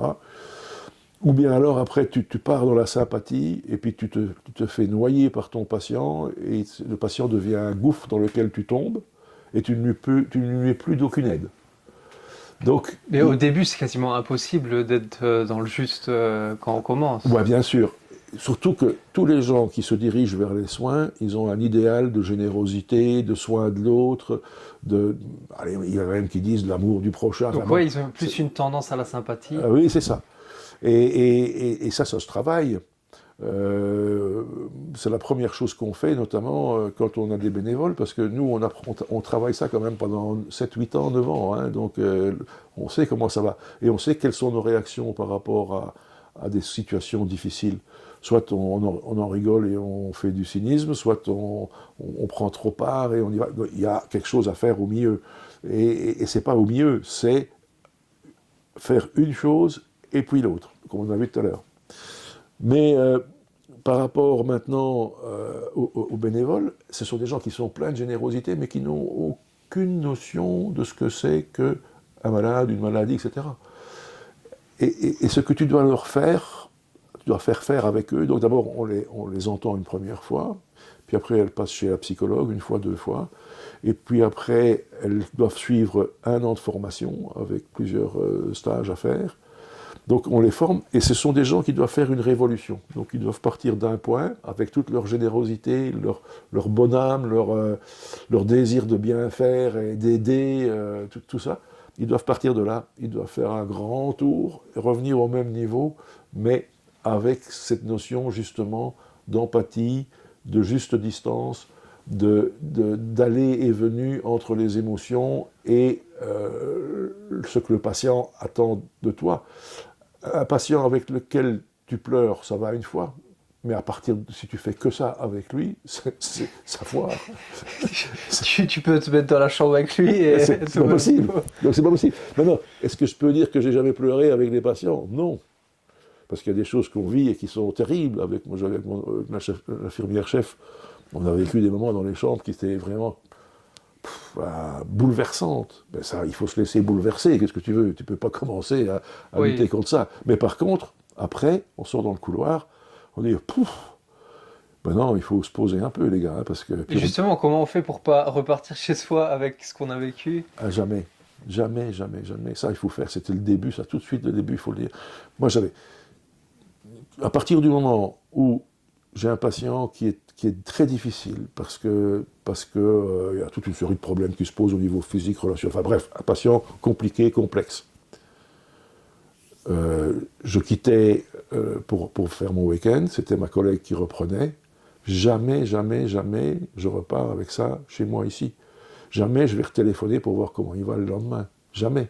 Ça, c'est des principes qu'il faut avoir. C'est des principes parce que c'est pas possible de vivre tout le temps avec les gens.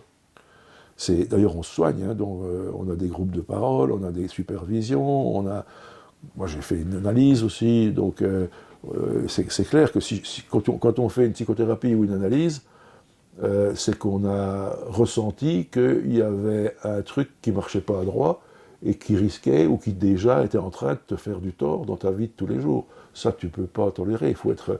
Et on dit ça aux jeunes, soyez attentifs à ça. Et c'est difficile de dire à la fois soyez distants et soyez proches. Mais c'est ça qu'il faut faire, en fait.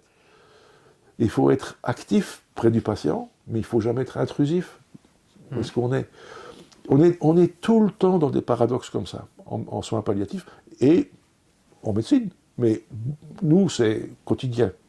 Ouais, c'est vraiment l'ambiguïté des humains. C'est ça, exactement. Et jamais je ne me protège. Tu vois, lorsqu'elle dit qu'il faut se protéger, moi je ne me protège pas. Il n'y a pas de raison de se protéger. Mais il faut avoir une attitude par rapport à la souffrance de l'autre qui ne t'empêche pas de fonctionner dans ta vie et de soigner d'autres malades. Parce que ça, il faut quand même que tu restes disponible pour une population souffrante. Si on commence tous à pleurer avec les gens, c'est foutu. Ouais. On n'arrivera plus jamais à soigner personne. C'est d'ailleurs pour ça, quand on a des problèmes d'euthanasie, des questions d'euthanasie à l'unité, on fait bien attention à tout ça, parce qu'il y a des équipes, notamment du côté de la frontière française, dans le nord de la Wallonie, qui ont eu d'énormes problèmes, parce que tous les patients français de Valenciennes et d'autres venaient se faire euthanasier à Moucron. Mais c'est pas... on devient fou, hein, parce que faire une euthanasie, c'est quelque chose de particulier, c'est bon pour le patient peut-être, il ne faut pas que ça nous détruise, nous. Et on doit avoir des règles très strictes par rapport à ce qu'on fait. Et ça doit toujours venir du patient? Toujours du patient, oui. Toujours du patient, oui, la famille ne peut pas. Et en fait, nous, on a eu une politique... d'abord, l'euthanasie, elle est permise depuis 2002, donc elle est permise, non, mais elle est... dépénalisée. Dépénalisée. Nous, on en a... Moi, j'en ai jamais fait, mais on a eu des expériences malheureuses. Moi, j'ai eu des expériences malheureuses, dans tous les cas, qui ont fait que j'ai changé d'avis. Ouais, ça, ici, tiens, tu vois, là, je me lève et puis je te montre ça. Ça, c'est un manifeste qu'on a écrit, je sais là par hasard, qu'on a écrit avec Dominique Bouconnard, enfin, tous des gens qui faisaient des soins palliatifs et d'horizons philosophiques différents. Ok. Donc, il y avait Dominique Bouconnard, c'était Saint-Michel, Catherine Marstein, c'était aussi une universitaire, ça, c'était Bruckmann. Marie Frings, ça c'était l'Immaculée, Marie l'Immaculée, donc tu vois, c'était un truc comme ça. Marie-Christine Payen, universitaire Saint-Pierre, donc c'était l'ULB. Michel Marion, moi j'étais responsable à ce moment-là de l'unité de soins palliatifs là, et Nathan Clumec, lui, c'était le département de médecine interne de Saint-Pierre. Et on a écrit ce manifeste en 97, donc c'était déjà il y a un bout de temps. Et ce qu'on avait dit, c'était, là on a fait plusieurs remarques, mais on avait dit, attention, l'euthanasie, oui, ouais, mais il ne faut pas que ça résolve un problème que la société pourrait régler d'autre part. À partir du moment où on commence à faire des euthanasies parce qu'il n'y a pas de moyens, il n'y a pas de médecins, il n'y a pas d'infirmières, il n'y a pas de services sociaux, il n'y a pas toutes ces choses-là, ça c'est vraiment, il faut vraiment faire très attention. Parce que ça veut dire que je pense qu'une société... Ça peut pas être comme les urgences, un pansement Non. de... Non. Il faut que... Et il faut écouter les gens, il faut entendre, puis il faut aller jusqu'au bout. Mais si on constate que c'est parce qu'il y a un problème socio-familial, je vais dire, ou bien d'argent, on va dire ça comme ça peut être financier, etc., ça ne devrait pas pouvoir rentrer dans le cadre. Mais quelqu'un qui est dépressif, il peut se faire euthanasier. Donc maintenant, il y a toutes les précautions qu'on peut. Mais clairement, ça peut être comme ça. Donc ça, c'était déjà écrit en 97. Cette dérive-là, il fallait vraiment faire très très attention. Et on y est. Tu penses qu'il y a plus de demandes qu'avant? Oui, un peu plus. Ça augmente, mais pas il y a plus de demandes parce qu'avant, ça n'existait pas. Mais c'est comique parce que dans le Monde de la semaine passée, il y a François Braun, qui est directeur de l'hôpital de Metz, et qui a été pendant 2 ans, 3 ans, ministre de la Santé à Paris. Hein. Il vient d'écrire, il n'a certainement pas lu ce truc-là, il vient d'écrire exactement la même chose dans une rubrique du Monde. Ouais, exactement. Donc c'est à peu près la même période, parce que ils n'ont encore rien ouvert au niveau de l'euthanasie en France. Nous, ça ne nous a jamais empêché de dire on doit avancer. Mais on a dit attention à ça. Bon, il faudra probablement y faire beaucoup plus attention qu'on y fait pour le moment. Et justement, en ayant travaillé dans un service de soins palliatifs, comment tu vois la mort? Tu la vois forcément différemment de quelqu'un qui l'a pas autant côtoyé. Est-ce que tu penses avoir un regard différent? J'ai un regard différent parce que actuellement, j'en ai pas peur. J'ai pas peur d'approcher quelqu'un qui souffre. Je fais attention, je ne me dévoile pas jusqu'au bout, je ne me mets pas en danger, mais je rends service. Je rends service et je pense que ça, c'est ça qui est important. Et c'est ça que je vois mal, parce qu'il y a des morts qui sont belles, il y a des morts, mais ça, elles sont rares. Surtout en soins palliatifs, non? En soins palliatifs, on a les pires morts, parce que sinon ils restent chez eux ou restent dans les étages. Mais on a quand même des morts, je vais dire quasiment bénis, des vieilles femmes, tu sais, qui ont eu 6 gosses, qui ont rempli leur case, elles ont pelé des patates, elles ont fait de la soupe, elles ont aimé leurs gosses, elles ont tenu leur ménage, elles ont eu des vies remplies de bonnes choses, et en bossant tout le temps, et en étant... Enfin, c'est souvent des vieilles dames comme ça, et les enfants viennent, et puis il y en a 4, 5, une tripotée, ils ont 40 ans, 50 ans à ce moment-là, et ils adorent leur maman, et ils viennent la voir tout le temps, ils sont tristes avec elle leur dit, faut bien qu'on arrive au bout, hein, les gamins. Hein, voilà, hein, c'est un peu ça. Moi, ça m'épate. Maintenant, je ne sais pas comment je vais mourir, moi. Hein, peut-être que je vais grimper au mur. Mais je pense que ça, il y a des gens qui meurent comme ça. Mais il faut quand même bien dire qu'il y a beaucoup de patients, et d'hommes et de femmes, qui meurent dans des souffrances pas spécialement physiques, mais morales, dans la colère, dans la tristesse, dans le regret, dans...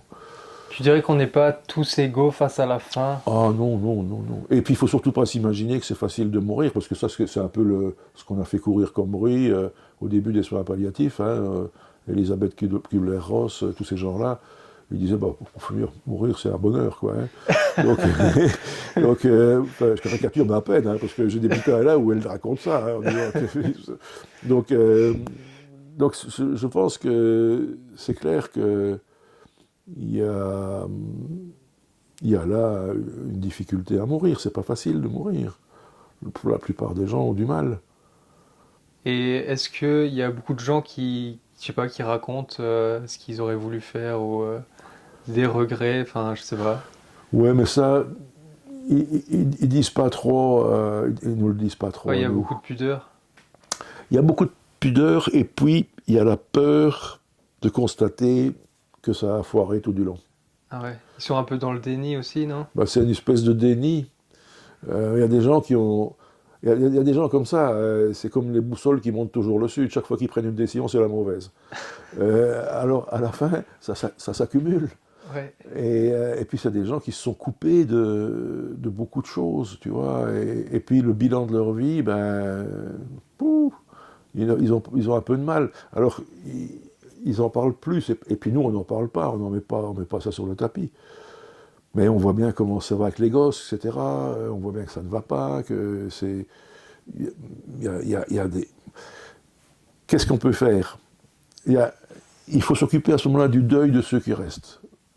Parce que c'est... la pire des choses, c'est quand quelqu'un est mort et qu'on se dit j'aurais dû, il aurait fallu, si j'avais su, j'ai pas fait ce qu'il fallait. Bon, c'est la culpabilité. Et alors là, à ce moment-là, ça c'est difficile de faire son deuil. Faire un deuil, c'est déjà difficile, parce que ça prend des mois, des années parfois, bon, ben, sans être pathologique, mais ça prend des mois. Oui, c'est jamais facile. Mais c'est un gros travail. C'est le deuil qui nous travaille, c'est pas nous qui travaillons le deuil. Et ça, c'est... Alors, quand on a fait beaucoup de bêtises et qu'on a beaucoup de regrets, déjà, c'est difficile de mourir. Mais pour ceux qui restent, c'est difficile parce que le pardon, ça n'existe pas. On peut pas tout pardonner. Moi, j'avais une infirmière à qui j'ai beaucoup travaillé, j'avais pas parlé de pardon comme ça, là. Elle était montée, on aurait dit un chat en colère, comme ça. Pourquoi? Parce qu'elle avait été violée par son papa. Et pardonner à son papa, jamais, jamais, jamais elle aurait pu le faire. Donc tout ça, c'est des idées un peu, bref, un peu trop douces, quoi, je veux dire. C'est pas possible, pardon, bah non. Mais c'est tout ça qui revient à la fin. C'est les trucs qui ont été mis sous le tapis, Oui, qui oui, refont surface. oui, ça fait surface, parce qu'on peut les oublier, on peut s'arranger beaucoup avec les bêtises qu'on a faites, mais à un moment donné, quand même, si on n'a pas réglé les problèmes tranquillement avant, à un moment donné, la mort cristallise tout ce qui a été mauvais. Et pas jamais ce qui était bon? Ah ben quand il y a du bon, oui. Oui, quand il y a du bon. Oui, mais c'est des cristaux, c'est pointu, ça pique, ça coupe. Et ben ça cristallise ça. Et c'est vraiment ça qui se passe souvent. Quand ça va pas. Ouais. Oui, parce qu'on a des tas de choses qui ont été... Et du coup, tu penses que les gens qui ont eu une belle vie et pas trop d'accros, ils meurent plus facilement que... Je ne peux pas tirer des conclusions. De... Mais ce qu'il y a de certain, c'est qu'il y a des gens qui meurent paisiblement, avec de la tristesse de quitter ce qui est là, avec la crainte de savoir ce qui va se passer après, la peur de souffrir pendant qu'on meurt, l'agonie. Qu'est-ce qu'il y a après, ce que je vais trouver, moi. Et puis, c'était si bon avec ma femme, avec mes gosses, puis voilà. Et c'est pas nécessairement des grandes choses. C'est parfois se dire, bah oui, mais moi, tous les dimanches, j'allais boire l'apéro avec les copains. Voilà, c'était un peu c'est des choses comme ça qu'on dit, bah oui, on quitte la vie. Tu sais que c'est pas facile, déjà, imagine-toi déjà, quand deux personnes s'aiment, il y en a un qui monte dans le train et l'autre qui reste sur le quai. Ouais, c'est déjà difficile. Eh ben voilà. Là, c'est le terminus, il Oui, n'y oui, aura oui. plus de quai après. Oui, mais c'est ça, tu vois, ouais, c'est vraiment ça. Il y en a un qui reste là, Ouais. et l'autre il part. Ils sont tous les deux tristes. Mhm. Ouais. Moi non, bah, la vie, c'est pas. Non, c'est pas un long fleuve tranquille. Et ben, justement, pour revenir un peu à ça, qu'est-ce que tu as trouvé le plus dur dans ton métier?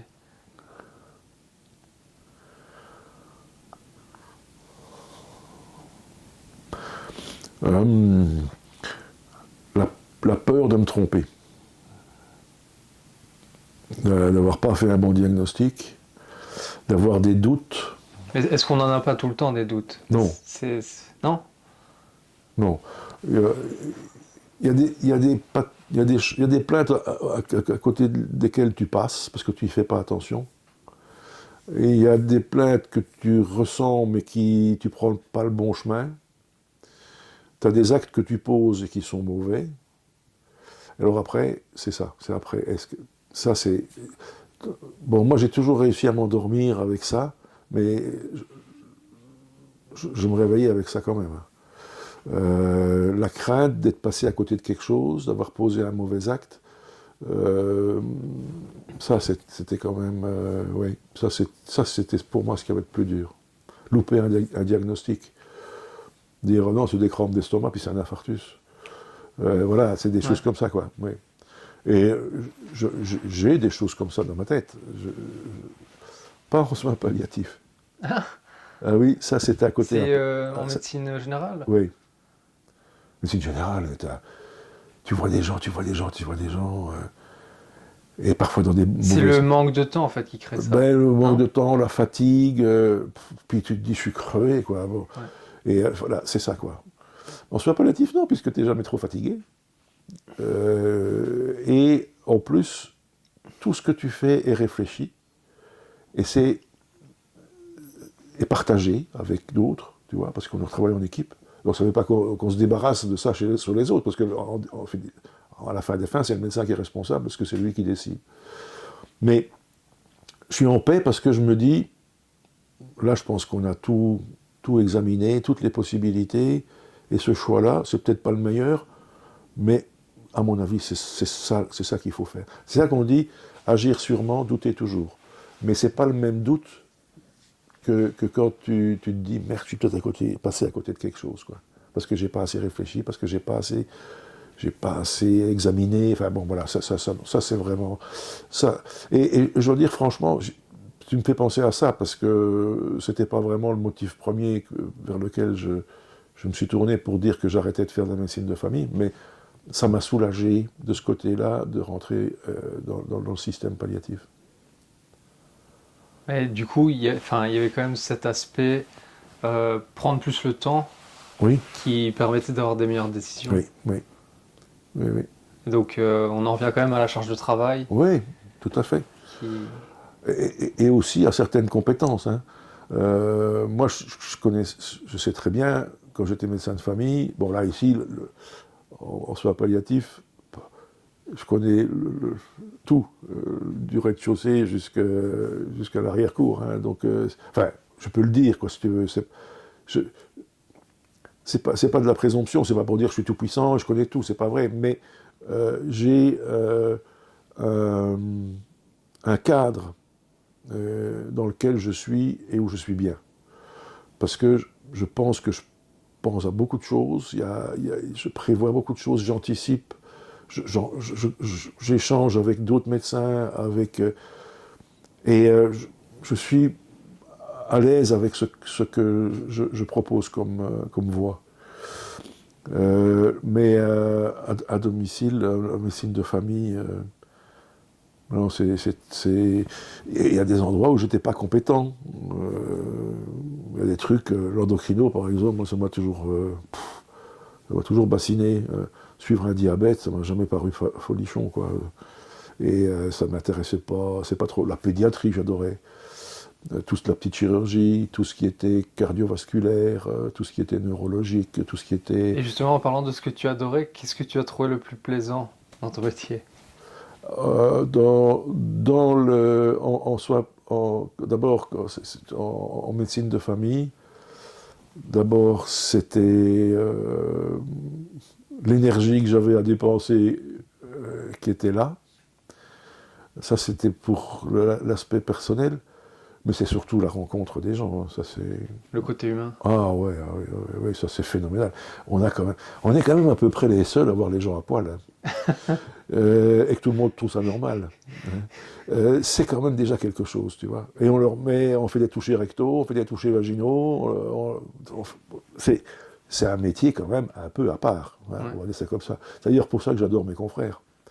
La confraternité, pour moi, c'est hyper important parce que je sais qu'ils ont vécu tous ce que je vis là, ce que je te dis là, avoir vécu. Ils le vivent tous d'une manière à eux. Ça soude. Oui. Ça soude les gens. Je suis très, comment je vais dire, je suis très cool avec mes confrères, même quand ils font des conneries. Je me dis, ben oui, qu'est-ce que ils ont fait avec les moyens du bord. Les anciens médecins, combien de fois dans les campagnes, ils poussaient les seringues pour faire mourir les gens plus vite.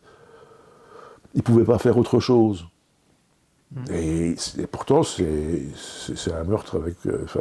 c'est donner la mort avec préméditation. Hein.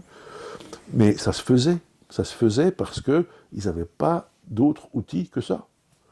Et jamais j'aurais pu leur reprocher d'avoir fait ça. Ça, c'est vraiment quelque chose... Et là, je retrouve aussi, moi, mes limites.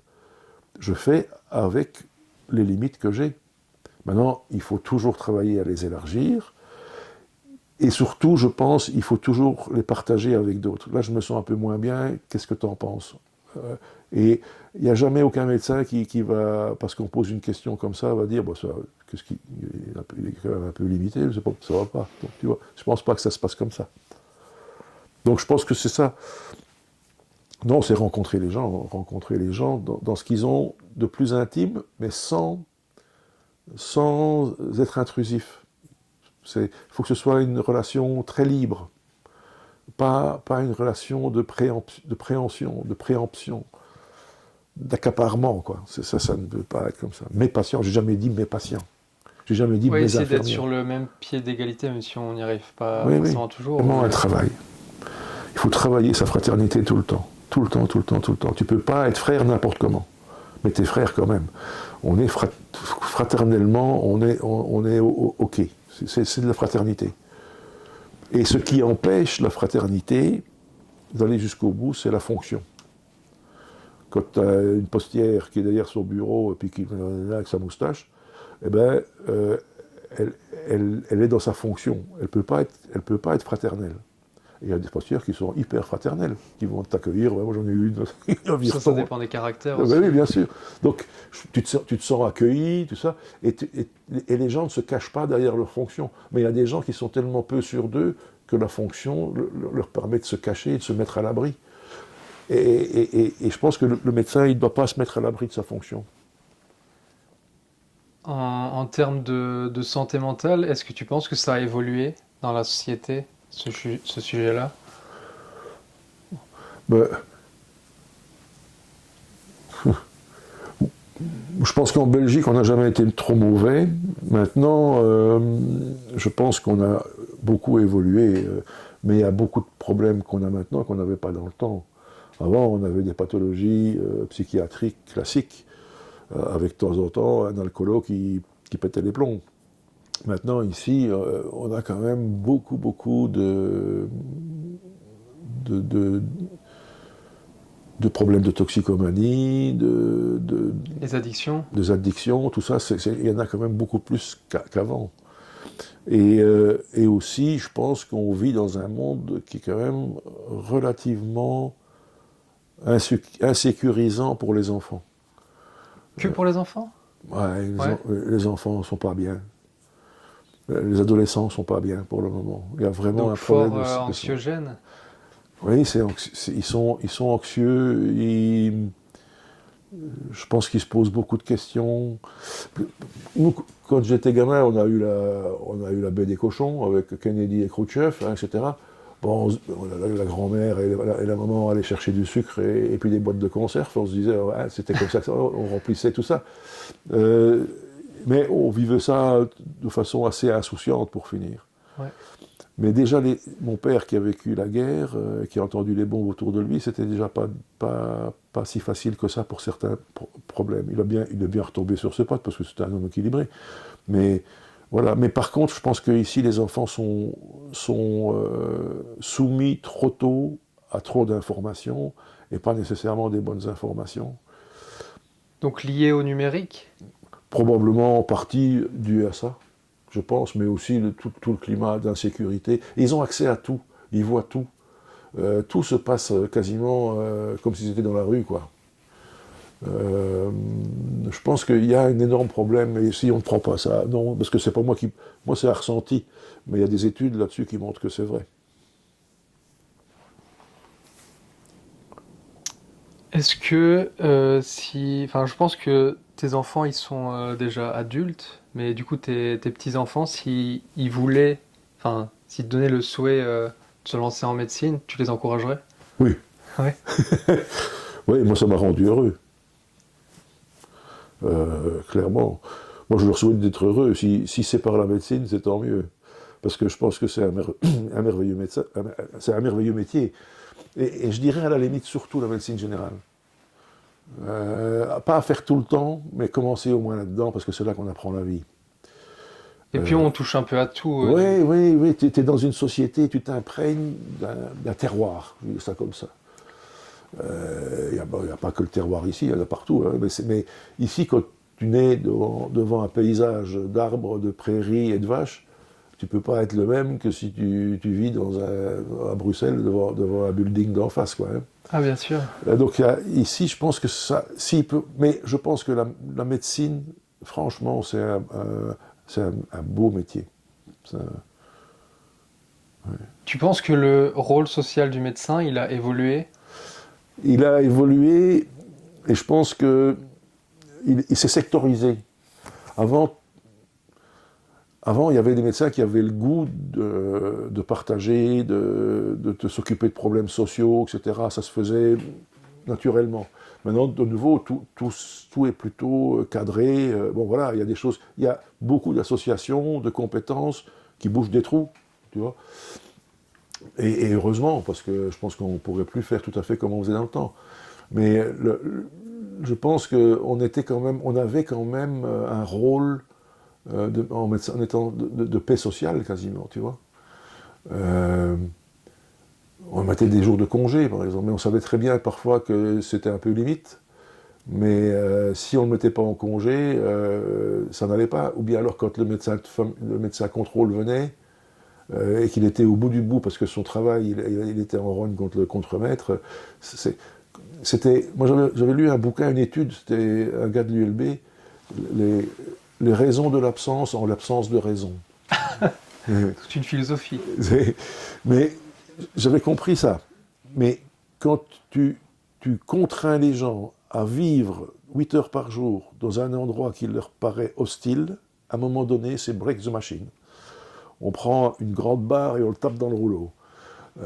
Parce que c'est plus possible. Donc il y a des gens, il y a des manutentions, des ouvriers qui cassent la machine parce qu'ils n'ont plus que ça à faire, quoi. C'est leur seule issue. Oui. Et ça existait déjà avant. Et je pense que trop de contrôle, ça sert à rien. Et on a joué ce rôle de tampon, je vais dire, entre une société qui devenait de plus en plus difficile à vivre et des hommes qui restent malgré tout fragiles et qui ont des aspirations autres que de passer leur vie 8 heures par jour dans un endroit où il y a plein de bruit, où il y a plein d'huile, où il y a des machines qui tournent. Qui ont besoin d'avoir du sens dans leur vie. Oui. Et je pense que ça, c'est important. Maintenant, il y a toujours eu des tirs au flanc, des fainéants, tout le bazar, mais ça c'est... C'est l'humanité.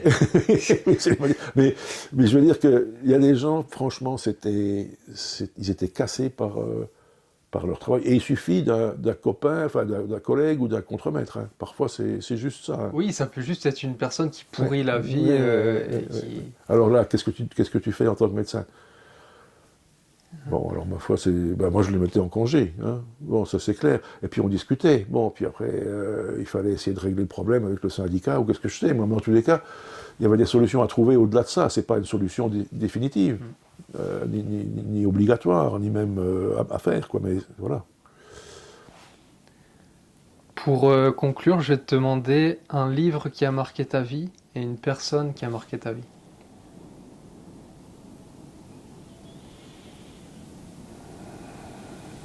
Mais des livres, il y en a beaucoup. Tu peux en donner plusieurs. Si... Oui.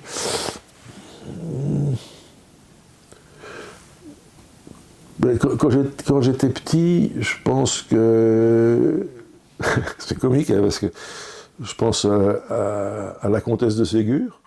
D'accord, jamais lu, mais... Oui, c'est vraiment le 19e siècle en plein, quoi. Et notamment La fortune de Gaspard. Ça, c'est vraiment un truc...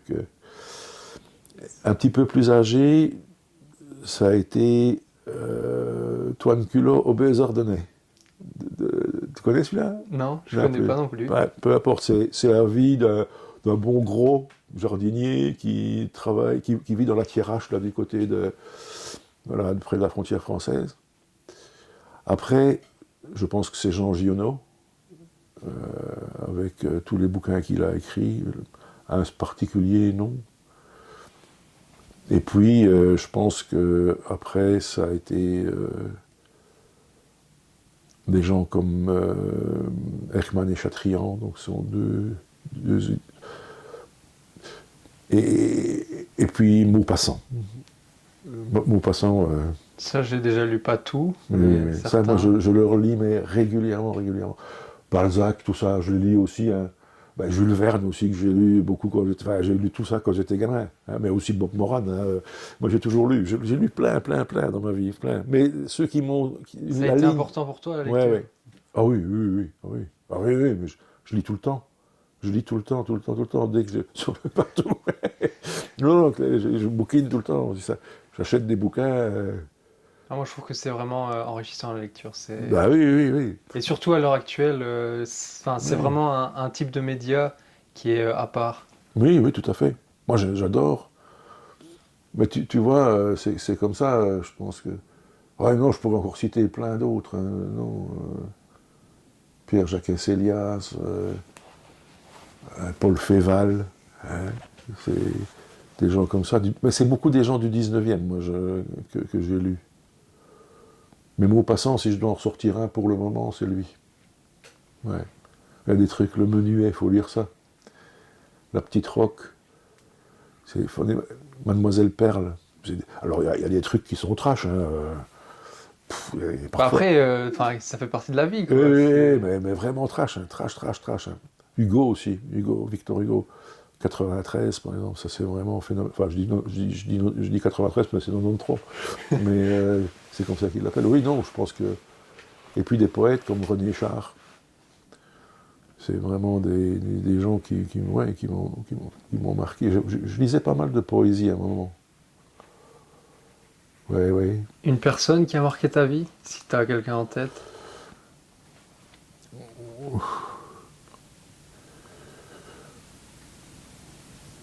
Je vais dire mes femmes.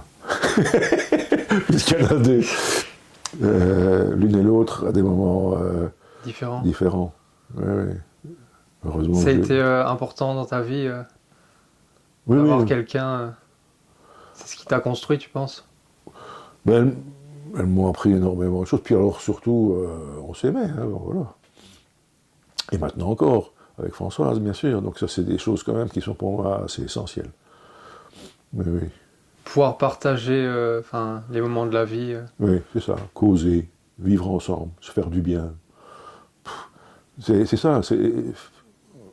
à essayer de se faire des bons moments, quoi, vraiment des choses. Vraiment être dans le partage. Dans le partage, oui, Tout oui, simplement. oui. Oui, oui, non, non, ça c'est clair. Oui, je vois pas. Si, je pourrais dire des grands-parents, tout ça, mais non, c'est vraiment, Ouais. c'est vraiment la Ce qui maman te vient à l'esprit en premier. ouais, la maman de mes enfants Ouais. et Françoise. D'accord. Ouais. Bah, merci beaucoup pour cet entretien, Michel. Ben, ma foi, c'est avec plaisir aussi. Merci d'avoir écouté cet épisode jusqu'à la fin. Si vous l'avez aimé, vous pouvez vous abonner.